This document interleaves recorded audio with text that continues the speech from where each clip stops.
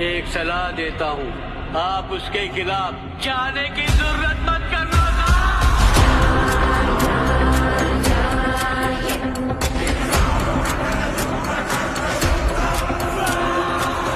काल उजवीने पळून हिंद केसरी, आज डावीने पळून हिंद केसरी, म्हणजे न भूतो न भविष्य.